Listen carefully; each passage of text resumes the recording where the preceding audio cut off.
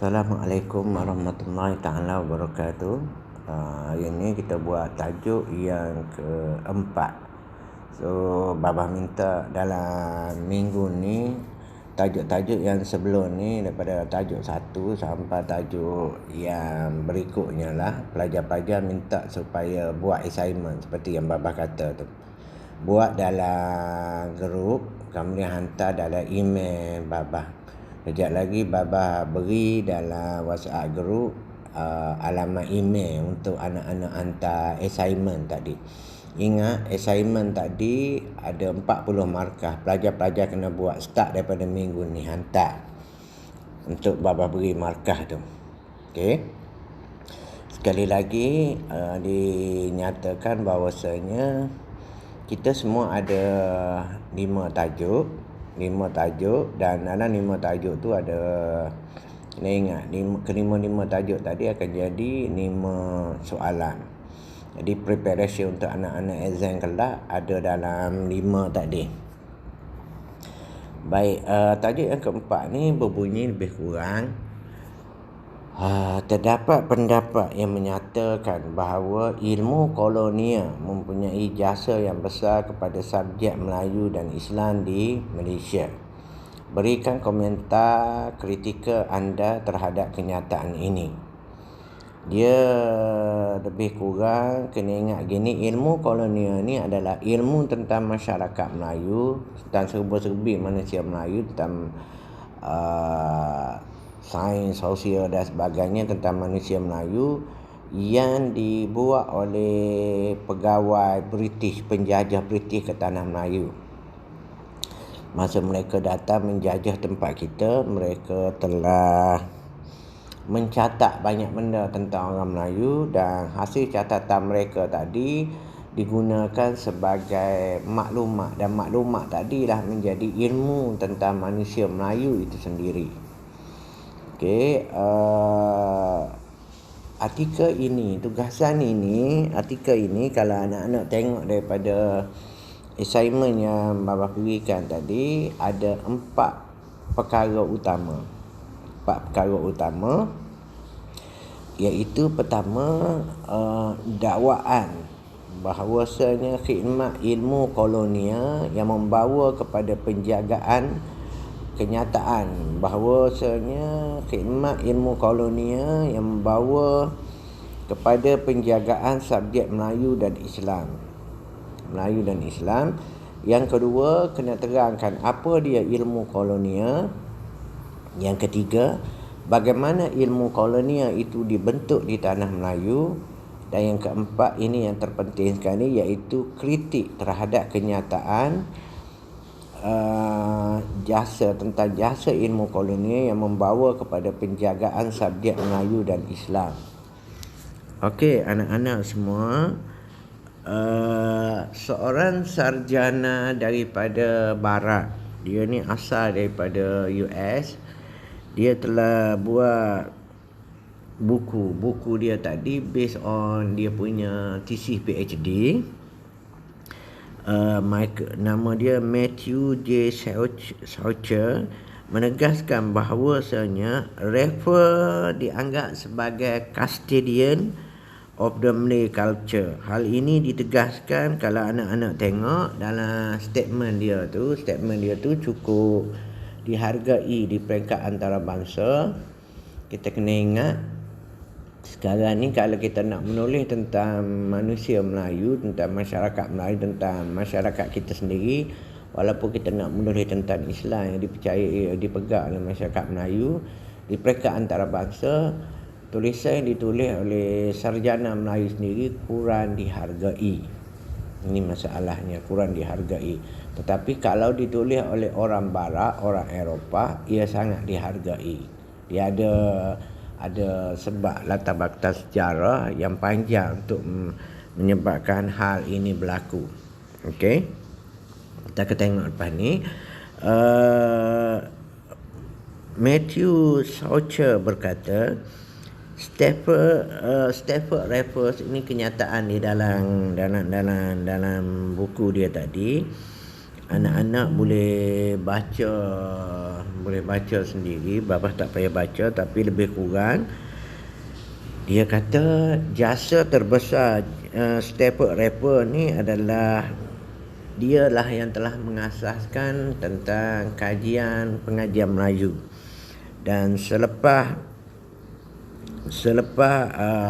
rapper ni juga dia menjadi pengasas penaung kepada persatuan yang mengkaji tentang manusia Melayu. Kajian tentang manusia Melayu yang dibuat oleh orang Barat ataupun oleh penjajah British. Kita kena ingat apabila mereka datang menjajah tempat kita, mereka memerlukan pakar-pakar yang tahu tentang selok-belok masyarakat Melayu. Pakar-pakar yang tahu tentang selok-belok masyarakat Melayu ni mestilah pakar yang tahu berbahasa Melayu, memahami budaya Melayu. Okey. Persatuan inilah yang mengkaji, yang menjadi pakar-pakar yang mengkaji tentang manusia Melayu tadi. Dan dia dalam tulisan Michael Satcher tadi, dia kata kita terangkan habis tentang sumbangan manusia Melayu, sumbangan rapper tu sendiri, bagaimana apa yang rapper telah buat dan sebagainya dalam kajian tentang masyarakat Melayu. Dan dia kata kalau tanpa usaha rapper ini, nescaya subjek Melayu dan subjek pengajian Melayu akan pupus, orang tak akan kaji lagi. Ini statement yang agak melampau. Sedangkan kalau kita tengok betul-betul,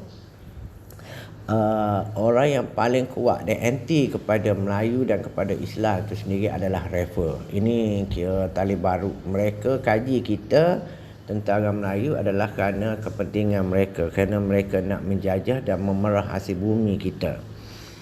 Okey, itu statement kenyataan dia yang pertama. Anak-anak kena petik, dan kalau boleh anak-anak kena terjemahkan kenyataan Matthew Satcher tadi. Okey, apa dia ilmu kolonial? Ilmu kolonial ni adalah ilmu yang diusahakan oleh penjajah British tentang masyarakat Melayu secara mental dan fizikal. Mereka menerangkan tentang fizikal manusia Melayu dan juga mental, pemikiran manusia Melayu. Apa yang boleh dilihat dan apa yang tak boleh dilihat. Mereka terangkan, mereka kaji dan mereka tulis tentang manusia Melayu berasaskan kepada kerangka epistemologi, kerangka ilmu sekular daripada Barat. Okey, kepentingan ilmu kolonial. Kenapa ilmu kolonial ini sangat penting? Kenapa kepentingan ilmu kolonial ni dalam dunia ilmu? Tadi saya katakan bahawasanya sebab apabila mereka datang, mereka mengkaji tentang manusia Melayu, kononnya pengkaji daripada luar itu lebih baik kajiannya tentang manusia Melayu. Kononnya kalau pengkaji dalam, dia akan bias. Kalau orang Melayu sendiri mengkaji orang Melayu dan menulis tentang Melayu, dia kata akan bias. Tapi kalau orang luar mengkaji tentang Melayu, Mak Saleh, orang Eropah mengkaji tentang Melayu, dikatakan tidak bias, tidak berat sebelah. Ini boleh dipertikaikan lagi statement ini. Okey, kenapa kepentingan ilmu kolonial dalam dunia ilmu? Ada beberapa kepentingan. Kita kena ingat apabila mereka datang menjajah tempat kita, mereka nak dia beza antara British dengan Belanda dengan Portugis. Kaedah Belanda, kaedah Portugis, apabila mereka datang menjajah, mereka memusnahkan dan mereka memusuhi masyarakat pribumi orang Melayu. Mereka bunuh, mereka tangkap, mereka bunuh. Mereka guna kaedah kekerasan. Tetapi British tidak. Berbanding dengan Belanda dengan Portugis, British dia guna kaedah diplomasi. Tetapi kaedah diplomasi ini lagi berbahaya, sebab dia masuk tipu muslihat secara perlahan-lahan. Okey, dia apabila bila mereka datang, mereka kaji tentang manusia Melayu, mereka buat maklumat, data-data daripada kumpul tentang manusia Melayu. Kemudian ilmu yang mereka hasilkan tadi, mereka telah bawa, mereka tulis tentang manusia Melayu, kemudian mereka tulis tentang manusia Melayu tadi di dalam jurnal-jurnal di peringkat antarabangsa. Masa tu orang Melayu tak tahu lagi jurnal akademik. Tulis dalam artikel dalam jurnal akademik, report-report dalam tulis dalam jurnal, disebar di peringkat antarabangsa. Orang Melayu tak buat lagi, British telah buat. Okey, apabila mereka sebarkan artikel-artikel tadi dalam jurnal di peringkat antarabangsa seperti jurnal Royal Asiatic Society, jurnal Bulletin School of Oriental and African Study, kemudian dalam ensiklopedia, dalam karya-karya di peringkat antarabangsa, karya-karya tadi, jurnal-jurnal tadi, mereka tubuhkan persatuan. Dalam persatuan tadi mereka kononnya persatuan mengkaji tentang manusia Melayu, dan persatuan tadi telah menghasilkan jurnal-jurnal akademik. Okey, misalnya di Akademi Islam, Jabatan Fiqh dan Usul mengkaji tentang fiqh, tentang ilmu fiqh, dan bukan setakat mengkaji tentang ilmu fiqh, Jabatan Fiqh dan Usul juga telah menubuhkan jurnal fiqh. Maknanya penyelidik, pengkaji daripada Jabatan Fiqh dan Usul ataupun siapa saja yang membuat kajian ilmiah dalam bidang ilmu fiqh akan diterbitkan dalam jurnal fiqh tadi, disebarkan di seluruh dunia. Okey, kita sebarkan ke seluruh dunia, maknanya hasil kajian dalam jurnal fiqh tadi akan disanjung tinggi. Okey, sebelum kita buat di dalam Rantau Alam Melayu ni, sebelum contoh yang sebagai sebelum jurnal fiqh tu dibuat, British masa mereka menjajah tempat kita dulu, mereka telah buat benda ini. Mereka sebarkan di peringkat antarabangsa, yang menyebabkan hasil kajian mereka, jurnal-jurnal mereka, artikel mereka yang keluar di peringkat antarabangsa, tapi di kalangan mereka sajalah, dianggap sebagai ilmu yang paling objektif, mana ilmu yang paling betul, tidak ada bias, dikata mengganggu itu. Sedangkan kita kena ingat, kupasan mereka, tulisan mereka tentang manusia Melayu itu sebenarnya adalah mengikut kacamata penjajah. Mereka datang menjajah kita, mereka burukkan kita, mereka sebarkan bahawasanya orang Melayu ni, sebagai contohnya, orang Melayu ni malas. Sebab apa? Mereka minta orang Melayu menjadi kuli-kuli mereka di estate, di lombong biji. Sedangkan orang Melayu bukan sifatnya nak jadi kuli. Orang Melayu adalah businessman. Jadi mereka nak burukkan orang Melayu, mereka kutuk orang Melayu dalam tulisan dan karya-karya mereka tentang orang Melayu, yang menyebabkan mereka katakan orang Melayu ni malas. Mereka terpaksa bergantung kepada kuli-kuli daripada buruh-buruh asing daripada China dan juga daripada India. Okey, yang kedua, historiografi milik masyarakat Melayu ni satu benda yang amat malang sekali. Dalam masyarakat Melayu ada historiografi. Historiografi ni adalah sumber-sumber maklumat-maklumat tentang manusia Melayu. Misalnya manuskrip Melayu, pakaian orang Melayu, apa saja artifak-artifak ataupun bahan-bahan yang memperihalkan tentang manusia Melayu. Kerih Melayu, buku Melayu, rumah Melayu, semua sekali British telah kumpul benda itu. British telah ambil, collect, kumpul. Mereka spend duit yang banyak, mereka kumpul benda-benda ini. Sebab apa mereka kumpul benda-benda ini? Sebagai asas dalam usaha mereka mengkaji tentang masyarakat peribumi, masyarakat Melayu. Jadi semua benda-benda ini ni mereka kumpul, mereka pamerkan, mereka kumpulkan di dalam muzium. Dan pertama kali dalam sejarah masyarakat Melayu tak kenal muzium. Dikatakan sebelum ni bahawasanya muzium ini peranan muzium dalam masyarakat Melayu dimainkan oleh istana. Semua benda-benda berharga, benda-benda baik, benda-benda yang bermutu, kitab-kitab Jawi, kitab-kitab pertama apa semua sekali.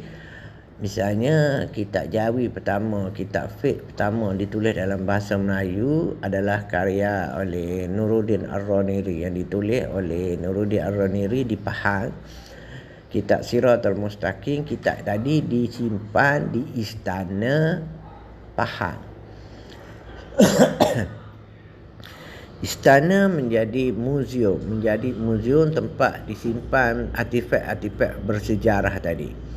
Okey, artifak-artifak bersejarah tadi, manuskrip apa semua sekali itu adalah yang kita panggil sebagai historiografi.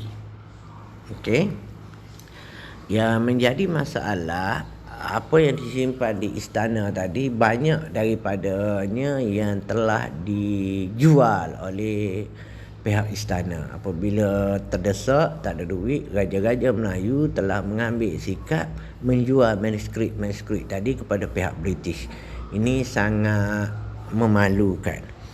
Dan boleh nampak tak, apabila orang Melayu tidak menghargai manuskrip ataupun artifak-artifak sejarah tadi, yang menyebabkan kelebihan boleh kepada British. Sebab semua tu British ambil, British kumpul, British preserve, jaga dan disimpan, dibuat balik ke Britain, disimpan dalam British Museum. Sebab itulah Jelani Harum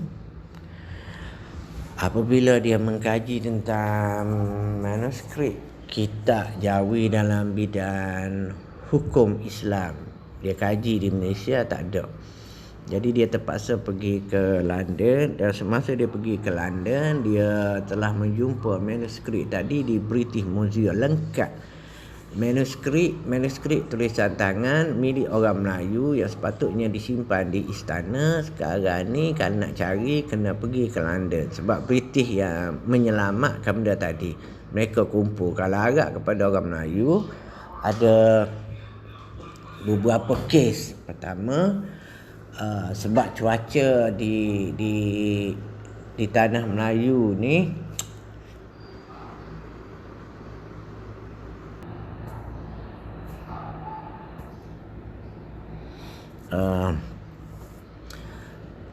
kita kena ingat,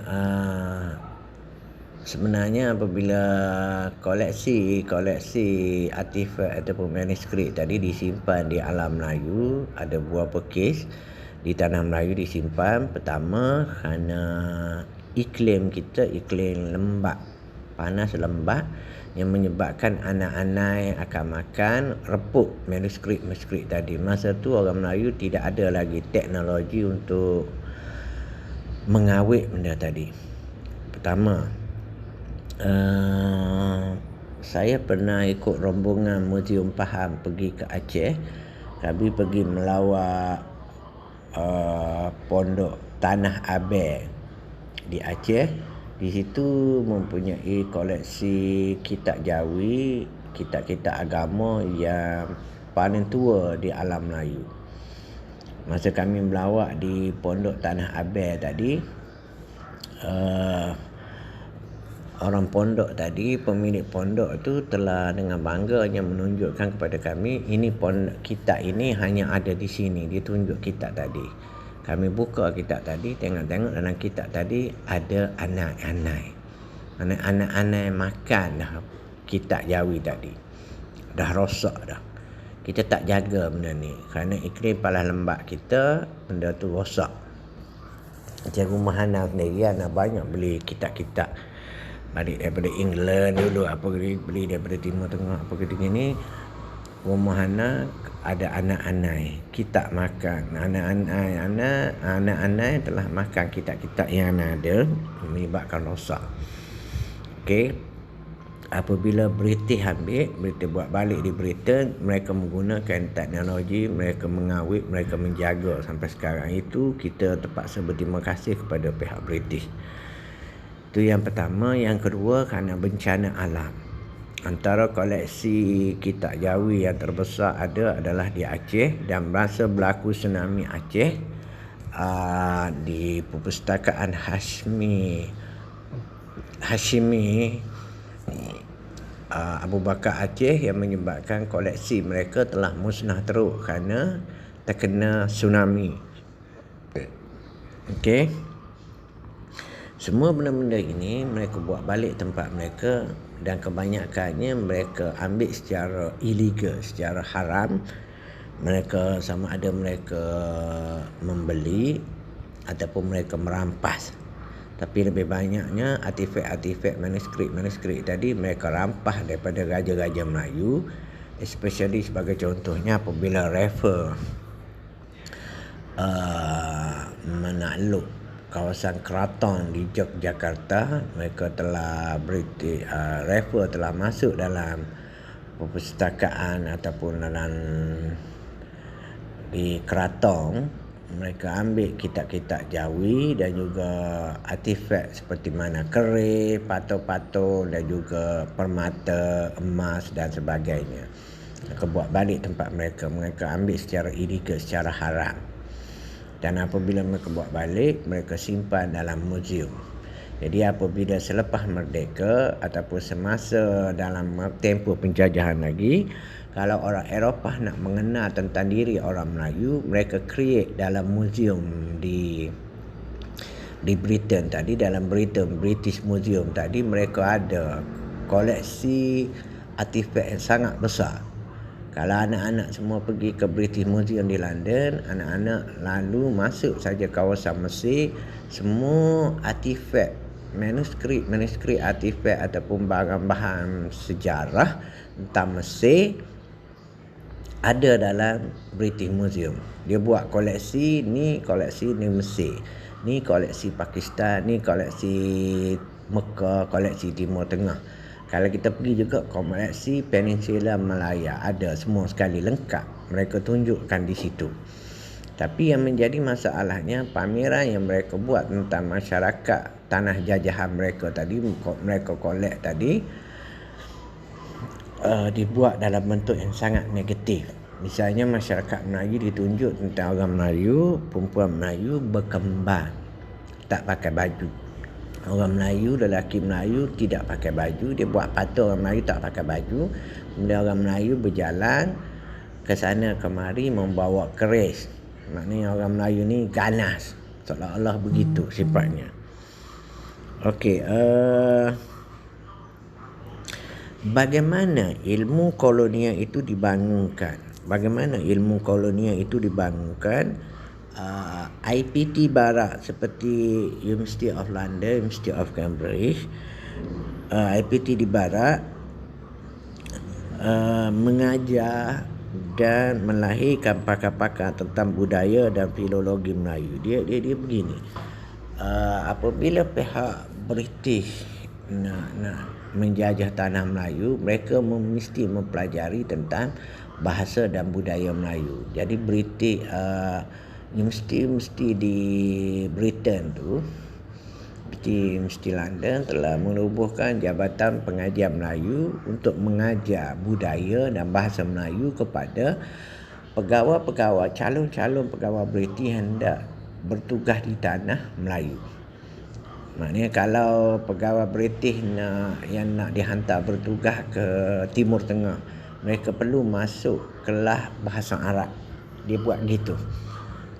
Bermula dengan IPT di Barat menubuhkan jabatan dan mengajarkan bahasa-bahasa tentang masyarakat peribumi. Okey, mereka mengumpulkan sebanyak mungkin maklumat tentang masyarakat Melayu. Misalnya Franz Ferdinand ditugaskan di tanah Melayu. Franz Ferdinand, pegawai British tadi, tidak benarkan Franz Ferdinand duduk di pejabat saja, tidak. Raffles kena duduk di pejabat, tidak.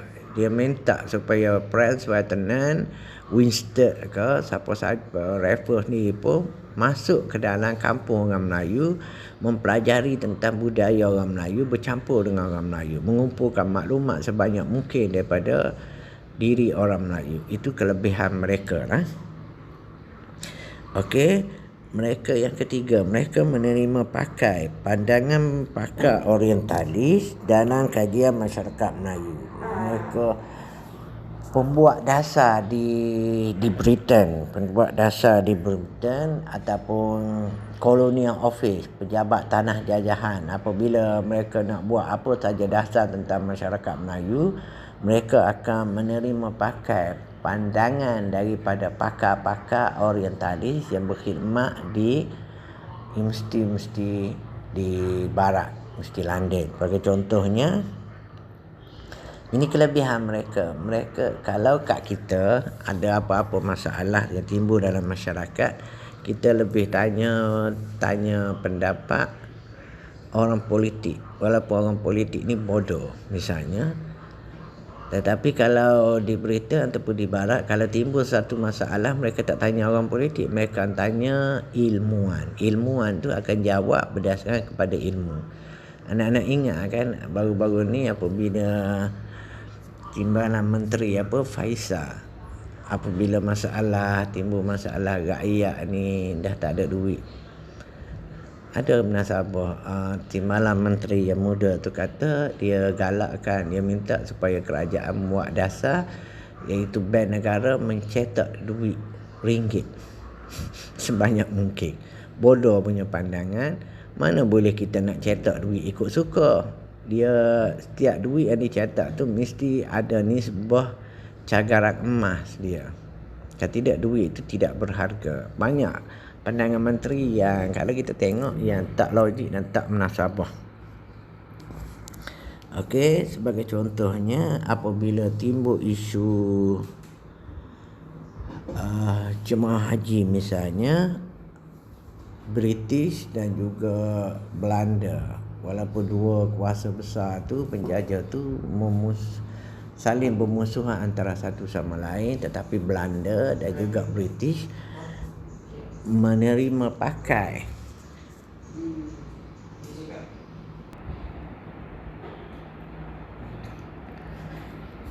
apabila British dan Belanda dapati mana-mana orang Melayu ataupun orang Jawa, orang Melayu di alam Melayu apabila pergi buat haji, balik daripada haji, mereka akan kuat semangat anti penjajah. Jadi apa dia nak buat macam mana? Jadi British dan juga Belanda telah berpakat menghantar seorang pegawai Belanda, nama dia Senok Hanorje.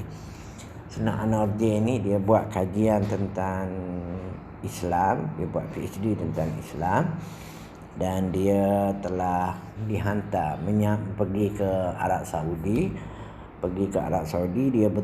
Dia menyamar menjadi Abdul Ghafur, menjadi seorang Islam. Abdul Ghafur namanya Senok Hanorje ni.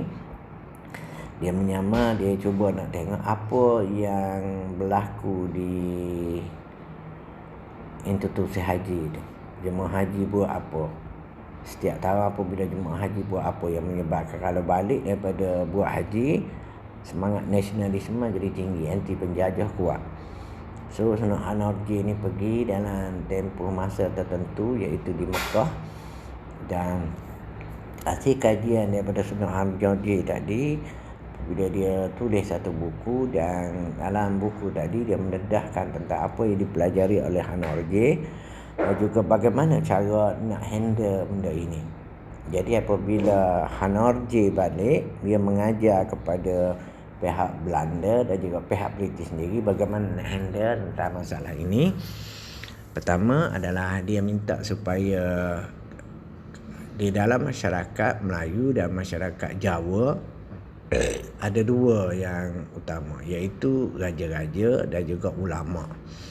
Dan mengikut Hanorje, Belanda ataupun British mesti mengutamakan golongan raja-raja. Golongan ulama kalau boleh, dia kata nak handle dengan ulama tadi satu saja, iaitu ulama perlu dibunuh, dihapuskan sama sekali. So, kalau ada raja dengan ulama, jangan menyokong ulama langsung. Ulama ni cara deal dengan ulama adalah dengan membunuh saja ulama. Kita kena jaga, kita wujud dalam masyarakat antara raja dengan ulama, raja perlu diutamakan. Okey. Dan juga dia telah memperketatkan proses pemergian. Syarat siapa orang Melayu yang nak pergi buat haji, orang Indonesia yang nak pergi buat haji, diletakkan syarat-syarat yang ketat. Dia letak syarat kena bayar duit, syarat-syarat macam-macam, memperketatkan orang Melayu pergi buat haji, menyebabkan susah nak pergi buat haji. Memang dia dibuat benda tu, tapi usaha yang mereka buat ternyata gagal. Okey, yang kedua, pandangan daripada satu tadi pandangan daripada Senok Hanorje, satu lagi pandangan daripada Oti Dusek. Oti Dusek ni adalah guru besar pertama sekolah MCKK, Maktab Melayu Kuala Kangsar, MCKK, sekolah Melayu guru besar pertama sekolah MCKK, Maktab Melayu Kuala Kangsar. Dalam masyarakat Melayu, Oti Dusek kata dia orang Melayu ni dia ada ketua. Dia kata kalau nak jaga orang Melayu senang saja. Dia kata kita kena kaji struktur masyarakat Melayu. Siapa dia dalam masyarakat Melayu yang orang Melayu hormat, dianggap sebagai ketua? Pertama, ulama. Dan yang kedua adalah golongan raja-raja, anak-anak raja-raja. Jadi Oti Dusek kata nak jaga orang Melayu senang saja, iaitu kita jaga ulama ataupun kita jaga raja-raja. Jadi ulama kita tak payah jaga, kita bunuh saja ulama, kita hapuskan ulama. Kemudian tapi yang penting kita jaga raja-raja, sebab orang Melayu sangat menghormati ulama ataupun raja-raja sampai sekarang ni. Okey. Orang Melayu nak lantik ketua pun kena lihat kepada keturunan kerabat-kerabat diraja, bangsawan. Okey. Oti Dusek kata kalau nak jaga orang Melayu senang saja, iaitu kita jaga raja-raja Melayu. Jadi dia nasihatkan supaya dibuat sekolah khusus untuk anak-anak raja dan bangsawan Melayu. Sekolah yang pertama yang dibina untuk anak-anak raja dan keluarga bangsawan Melayu tadi adalah sekolah MCKK, Maktab Melayu Kuala Kangsar, yang kita duk banggakan sangat. Okey. Dia buka sekolah tadi, kita latih anak-anak raja bukan setakat menjadi ejen British, tapi sebenarnya menjadi tali barut British. Maknanya kita latih ketua. Sebab itulah anak-anak semua kita kena tengok Tengku Abdul Rahman, Tun Razak, golongan feudal bangsawan Melayu tu kebanyakannya kalau dalam perjuangan kemerdekaan, kita tengok Tun Razak dengan Tengku Abdul Rahman mana pernah membantah lawan British. Mereka menjadi talu barut British, meneruskan dasar dan polisi yang British buat sebelum-sebelum ini. Okey. Dia dalam fakta sejarah yang sangat mendukacitakan. Maaf nak sebut di sini, apabila Oti Dusek buat sekolah MCKK itu hanya dibenarkan kepada anak raja dan anak bangsawan Melayu. Lama kelamaan British dapati anak raja dan anak bangsawan Melayu ni kebanyakannya kurang cerdik, bodoh-bodoh belaka. Jadi Oti Dusek dengan R.J. Wilkinson mencadangkan supaya syarat kemasukan ke sekolah tadi dibuka kepada masyarakat awam juga. Bukan anak raja saja boleh masuk MCKK, tapi apabila cadangan tu Oti Dusek dengan R.J. Wilkinson tu diberikan kepada pengelola PIBG, Raja-Raja Melayu, sekolah MCKK tu nama dia, pengelola PIBG dia tu nama dia Raja Chulan. Raja Chulan berkata, dia membantah Raja Chulan tak nak beri anak orang kebanyakan masuk sekolah tadi.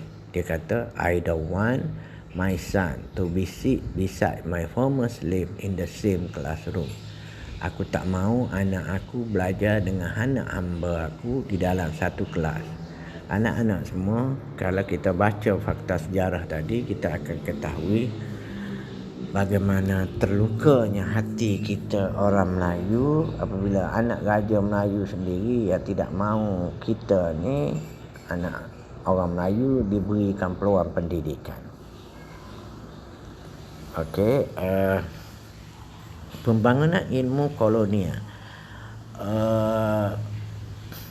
Usaha pusat tanah jajahan menguasai masyarakat tanah jajahan. Dasar ini pada mulanya dibuat di India. Pengasasnya Raffles. Pembinaan kolonial ini ia adalah lebih kurangnya adalah diusahakan oleh pejabat tanah jajahan di London.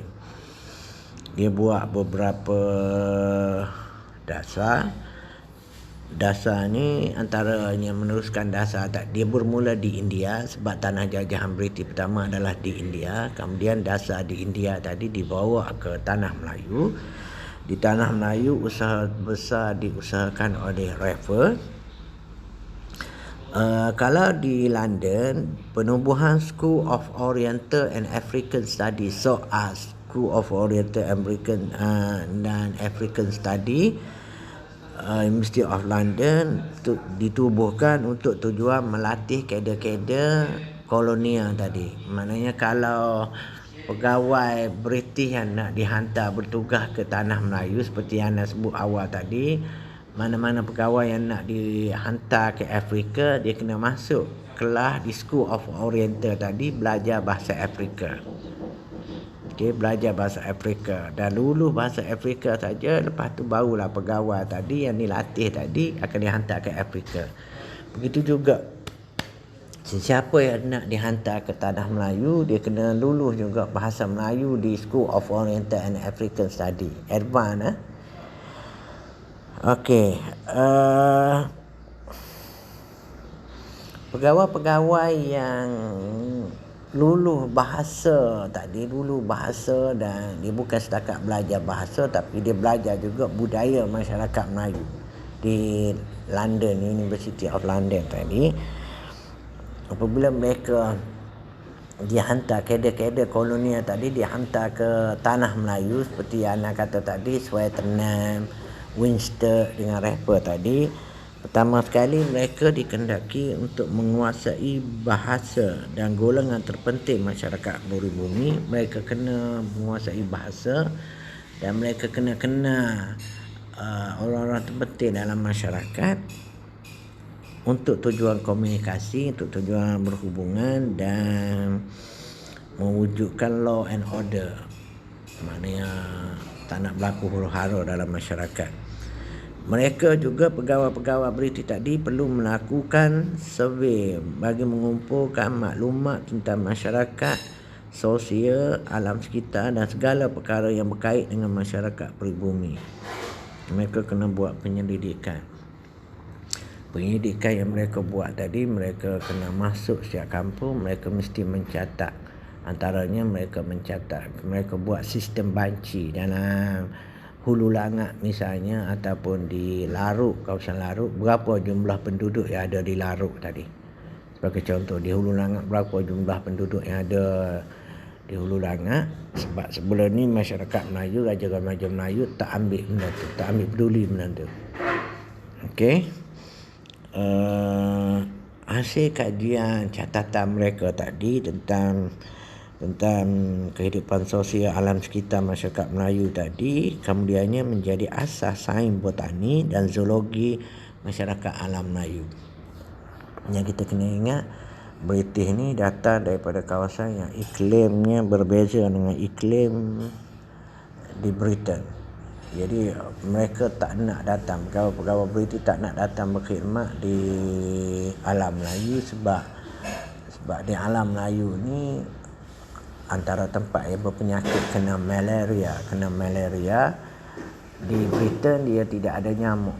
Kalau datang ke alam Melayu kena malaria, dan mereka takut orang yang datang ke alam Melayu ni kena malaria. Jadi mereka mengumpulkan maklumat, dan apabila mereka mengkaji, didapati masyarakat Melayu sudah pun ada ilmu khusus, ada maklumat khusus cara nak mengatasi masalah penyakit malaria tadi. saintis British, pegawai British telah mengumpulkan apa dia petua-petua orang Melayu untuk penyakit malaria tadi. Dia ada kumpul, dan hasil pengumpulan daripada petua-tua Melayu, akar-akar kayu Melayu tadi, mereka telah jadikan sebagai asas ilmu sains perubatan alam tropika di alam Melayu ini sendiri. Mereka mengumpulkan maklumat statistika mengikut kaedah banci yang kemudiannya dikategorikan sebagai dalam pembahagian yang khusus. Kaedah banci dan kumpul. Mereka menyimpan artifak yang dikumpul daripada survey untuk dipamerkan kepada golongan yang berminat dalam muzium. Mengasaskan sistem pengintipan dan perisikan untuk tujuan menjamin keselamatan, membina sebuah perpustakaan historiografi masyarakat peribumi, dijadikan bahan utama pengajaran kepada masyarakat. Koleksi historiografi Melayu tadi ada di British Museum. Mereka kumpul, mereka buat balik. Kalau mereka mengajar di London, antara metod pengajaran, mereka minta orang ramai pelajar-pelajar dalam kelas melawat dalam British Museum. Dalam British Museum tu, kalau nak tengok tentang Melayu, dia tunjuk historiografi keris Melayu, pakaian Melayu, perempuan Melayu, ditunjuk gambar macam mana, replika patung berhala dan patung yang dia tunjukkan. Okey, itu pembangunan ilmu kolonial. Sekarang ini kritik kita terhadap dakwaan tadi. Kalau anak-anak merujuk kepada artikel yang Babah kumpulkan, Babah berikan tadi, anak-anak kena rujuk untuk tahu tentang kritik tadi. Antara kritik pertama, kena ingat bahawasanya premis asasnya, mana-mana bangsa yang maju perlu mengamalkan pendekatan wasatiyah, review tradisi lama agar sesuai dengan keperluan zaman. Mana-mana nak maju, kita kena review balik tradisi lama yang kita amalkan dalam masyarakat Melayu sendiri, kita review balik. Okey, seperti mana yang dibuat oleh sarjana Amerika Selatan, review balik semua ilmu-ilmu yang Amerika Selatan ni adalah kawasan mereka kebanyakannya dijajah oleh bangsa daripada Amerika Utara, Amerika Syarikat sekarang. Kuasa mereka menjajah Amerika Selatan. Mereka datang menjajah Amerika Selatan, dan bukan setakat menjajah Amerika Selatan. Seperti mana British buat di tanah Melayu, mereka telah menjajah pemikiran orang Amerika Selatan. Konsep ilmu, konsep masyarakat, konsep segala-galanya, sains dan teknologi, semuanya dipengaruhi oleh Amerika Utara. Jadi masyarakat Amerika Selatan, sarjana-sarjana kata kalau nak maju, kita kena review balik semua ilmu-ilmu daripada Amerika Utara, perlu review balik, dikaji balik, diulang balik, dan didapati banyak daripada pandangan-pandangan daripada Amerika Utara tadi yang terpaksa ditolak. Okey.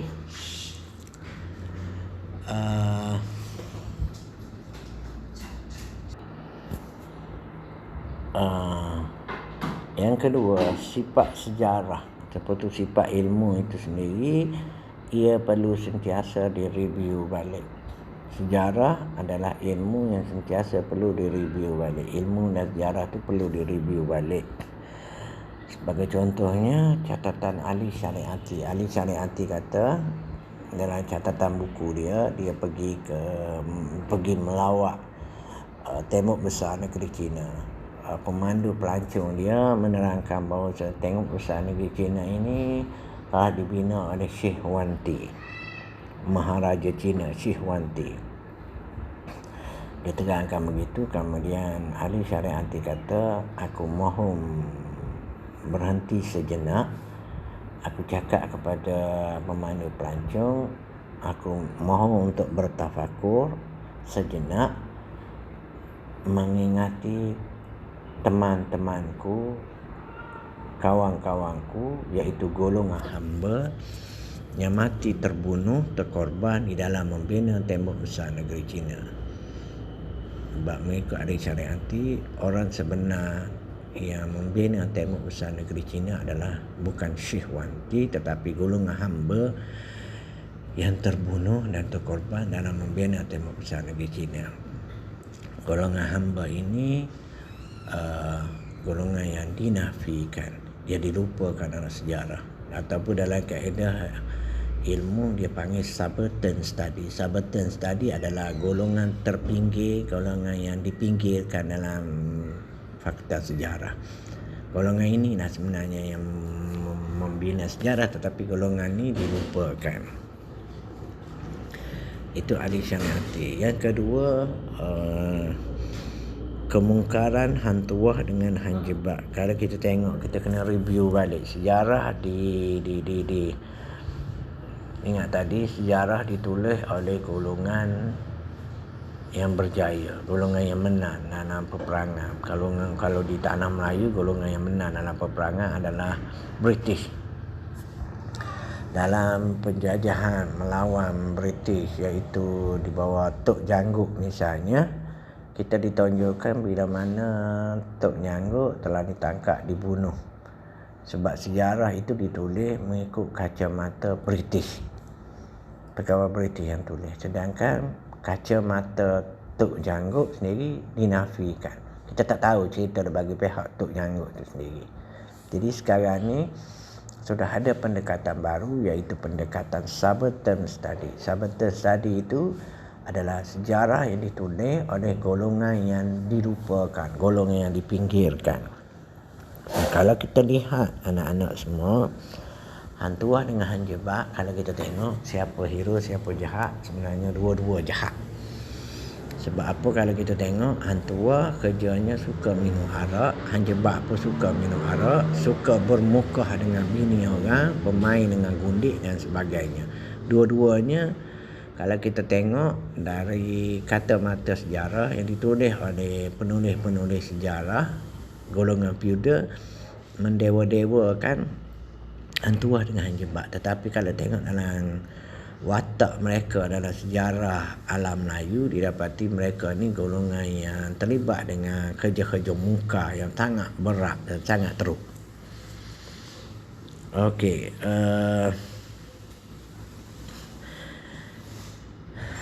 kalau kita tengok juga yang ketiga, walaupun Malaysia ini, masyarakat Malaysia ini telah merdeka, tetapi kita masih lagi memakai epistemologi ataupun kaedah pemikiran kolonial tanpa kita sedari.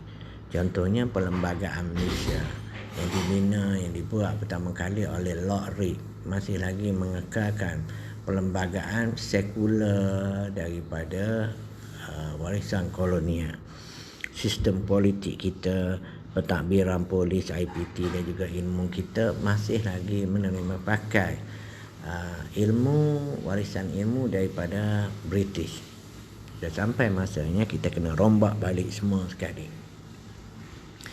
Okey, kritik terhadap dakwaan ini juga, kalau kita tengok beberapa perkara yang kita kena kritik balik. Anak-anak tengok dalam artikel bawah begini, ilmu kolonial, antaranya kritiknya, ilmu kolonial mengasahkan ilmu barat berasaskan epistemologi sekular yang dianggap sebagai satu-satunya kaedah ilmu moden.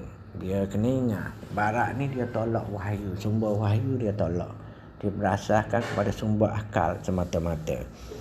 Okey, konsep Islam kalau mengikut pemikiran kolonial, mereka melihat Islam ni sebagai agama seperti mana agama Kristian, iaitu agama Islam ni dianggap sebagai agama yang untuk tujuan hubungan dengan Allah semata-mata. Sedangkan dalam Islam ni bukan setakat hubungan dengan Allah semata-mata, tetapi Islam ni juga ada sistem muamalah.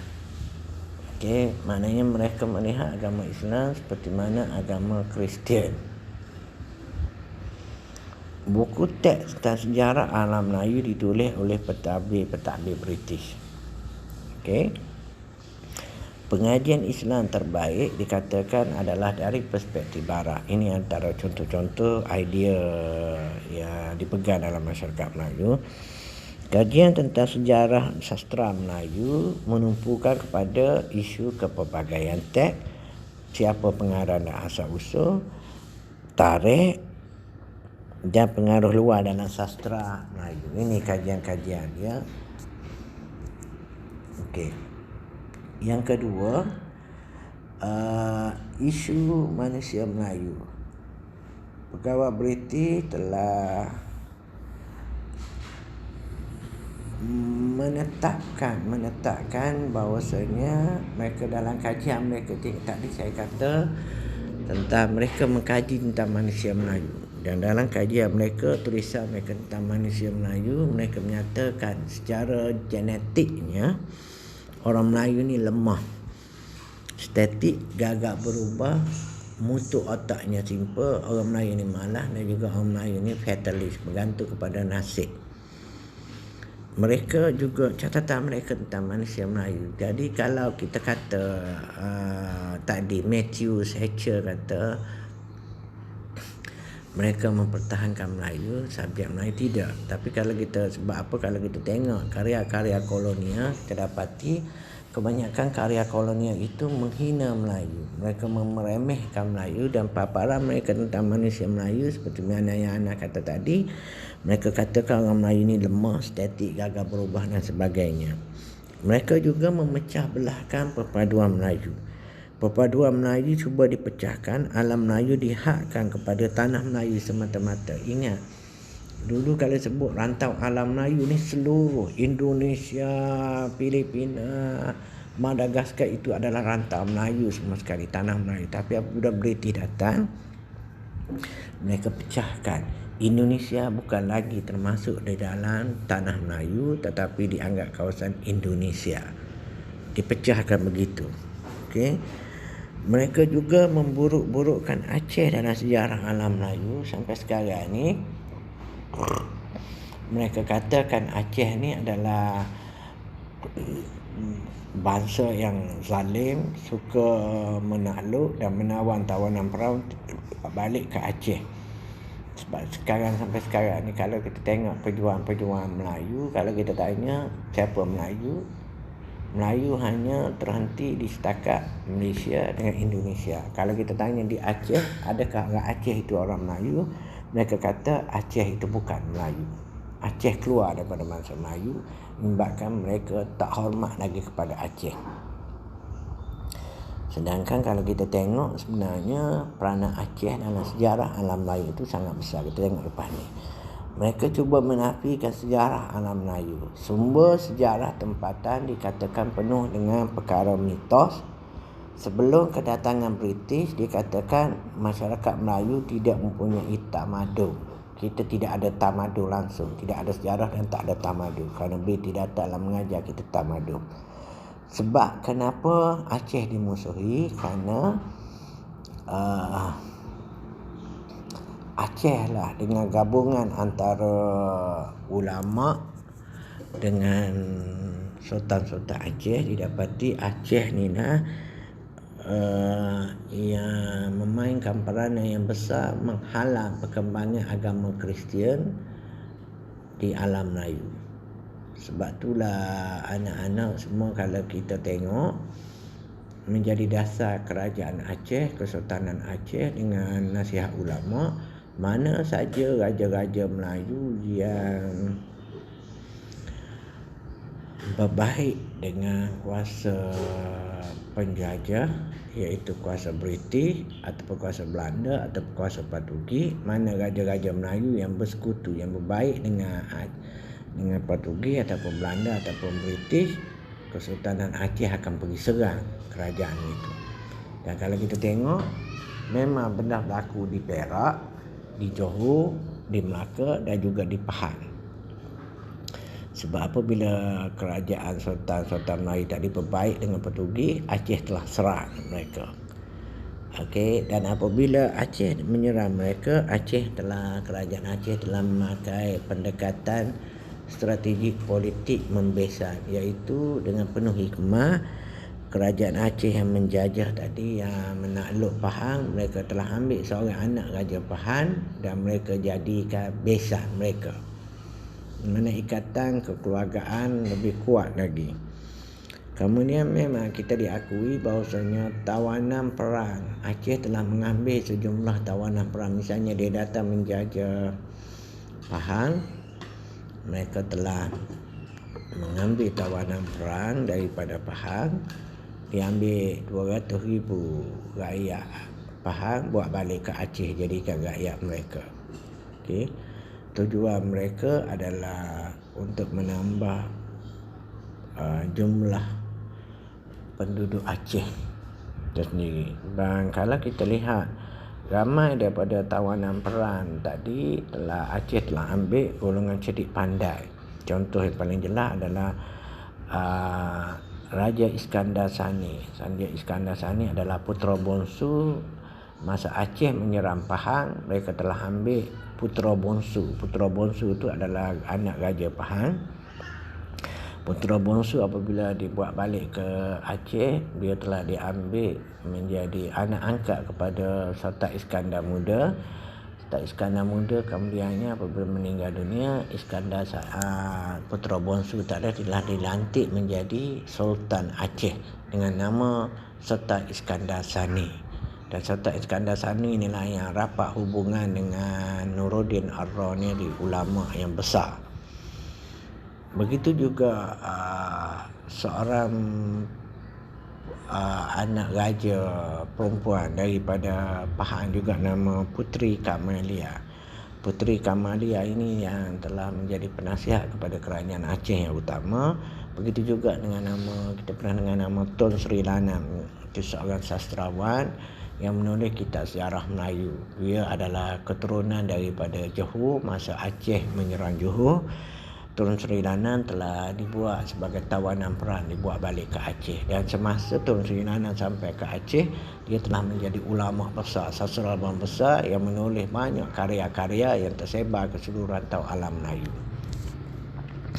Yang keempat, Aceh mewujudkan ikatan persaudaraan Melayu Islam ataupun The Allied Malay Nationalism yang berasaskan kepada hubungan kerajaan Aceh, Minangkabau dan Melayu.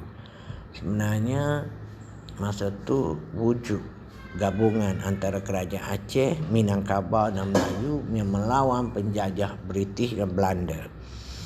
Proses keilmuan dan intelektual berkembang pada abad ke-17. Abad ke-17 itu perkembangan ilmu bermula di Aceh. Dan yang terpenting sekali adalah hubungan Aceh dengan kerajaan Osmaniyah. Okey, Aceh telah menjadi dia menjalinkan hubungan dengan kerajaan Osmaniyah di Turki. Sebelum ini mana-mana kapal jemaah haji yang berangkat ke dia kapal jemaah haji yang terakhir sekali berangkat pergi ke Mekah akan melalui Aceh. Okey, dicatatkan dalam sejarah bila mana kapal jemaah haji yang lalu melalui lautan Hindi, ramai yang telah dirompak oleh lanung-lanung India dan juga lanung-lanung daripada Portugis, diserang tengah jalan, ramai telah mati. Jadi apabila Aceh menjalinkan hubungan dengan kerajaan Osmani, kapal jemaah haji daripada rantau alam Melayu dibenarkan memakai bendera kapal tu, bendera kerajaan Osmani, menyebabkan lanung tak berani kacau, lanung tak berani menyerang. Dia menyebabkan wujud jalinan hubungan antara rantau alam Melayu dengan Timur Tengah. Okey, jemaah haji dah lebih terselamat. Jemaah mewujudkan jalan haji yang selamat antara rantau alam Melayu dengan Timur Tengah. Wujudnya jalinan akhir daripada sebab daripada itulah mewujudkan jalinan intelektual antara alam Melayu dengan Haramain. memperkasakan keilmuan Islam di rantau alam Melayu. Kita kena ingat ulama orang Melayu bila pergi buat haji, dia bukan setakat buat haji, dia juga bawa anak dia menuntut ilmu di Masjidil Haram. Selepas mereka menuntut ilmu di Masjidil Haram, apabila mereka balik ke rantau alam Melayu, mereka mewujudkan serangkaian pondok-pondok di rantau alam Melayu. Dan pondok-pondok tadi yang menjadi sebab kemajuan rantau alam Melayu itu sendiri. Dan yang kelima, ilmu kolonial British tadi juga cuba menafikan sumbangan Islam di alam Melayu, dalam masyarakat Melayu. Ilmu kolonial, kalau anak-anak tengok ilmu kolonial ni, mereka memperlekehkan sumbangan dan proses Islamisasi alam Melayu. Mereka menganggap Indianisasi alam Melayu lebih baik. Maknanya sebelum orang Melayu menerima Islam, orang Melayu terlebih dahulu telah menerima agama Hindu dan Buddha. Dan dalam paparan sarjana kolonial, misalnya Raffles, mereka lebih menonjolkan tentang tentang sumbangan Hindu, warisan Hindu, Buddha kepada orang Melayu. Sebagai contohnya, mereka tonjolkan tentang tamadun Hindu lah yang melahirkan artifak ataupun tamadun Candi Borobudur. Kalau kita tengok Candi Borobudur di Indonesia itu hebat, bangunannya besar dan sebagainya, tapi apa faedahnya? Tak ada faedah.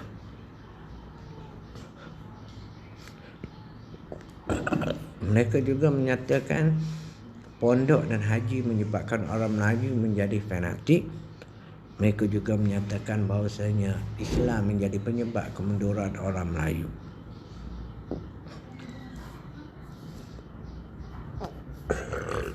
Jawapan untuk pandangan mereka tadi, mereka merasa hairan bagaimana Islamisasi berjaya mengubah worldview masyarakat Melayu dan menghasilkan karya-karya ilmu yang dikumpulkan oleh mereka sendiri. Islam dan jihad menjadi sumber kekuatan utama manusia Melayu, khususnya melawan penjajah British. Kesimpulannya, usaha dan review kembali ilmu kolonial Barat perlu dilakukan seandainya kita ingin menjadi bangsa yang berdaulat. Usaha ini perlu dilakukan oleh sarjana IPT yang kemudiannya perlu menyedarkan golongan politician dalam negara kita. Okey, Baba kena berhenti setakat tu dulu. Minta minggu ni siapa yang buat artikel tadi, pilih tajuk pertama, tajuk kedua, ketiga apa. Sebelum exam ni kena hantar pada email Baba. Okey, perlu hantar pada email Baba untuk Baba beri markah. Buat dalam berkumpulan. Okey. Berhenti setakat tu dulu. Wallahu a'lam. Wabillahi taufiq wal hidayah. Assalamualaikum warahmatullahi taala wabarakatuh.